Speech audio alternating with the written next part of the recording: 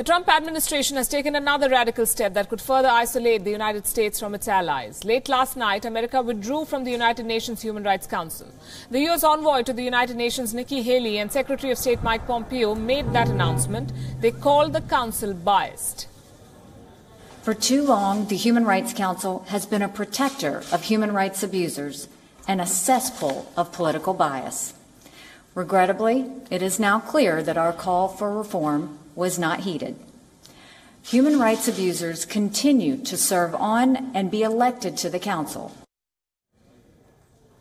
America accuses the Human Rights Council of a chronic bias against Israel. While it was still a part of the Council, the United States often pushed for the removal of Israel's alleged violations in Palestinian territories. This is a permanent item on the Council's agenda.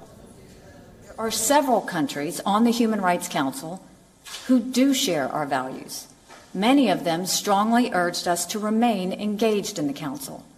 They are embarrassed by the obsessive mistreatment of Israel. They share our alarm with the hypocrisy of countries like Cuba, Venezuela, Democratic Republic of Congo, and others serving on the Council.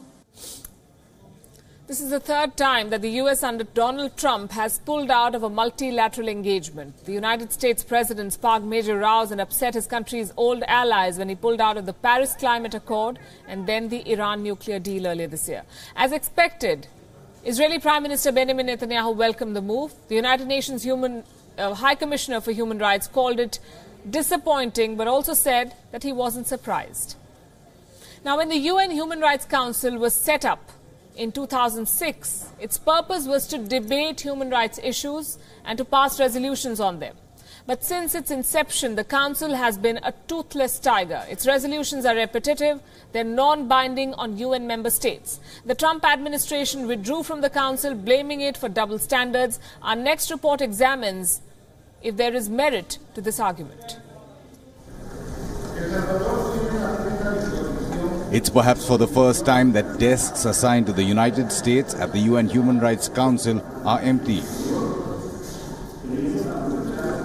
The Trump administration made the announcement in Washington, calling the body hypocritical and a self-serving organization. Has been a protector of human rights abusers. The Human Rights Council that was set up in 2006 has come under severe criticism in recent times.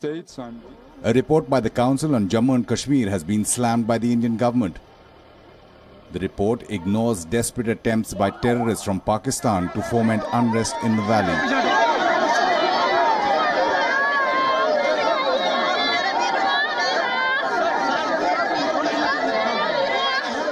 Washington's decision to withdraw comes after several attempts to reform the Council. The US delegation in Geneva has often called for a stringent membership criteria. The Trump administration criticizes the Council for not doing anything to address human rights abuses in Venezuela and Iran.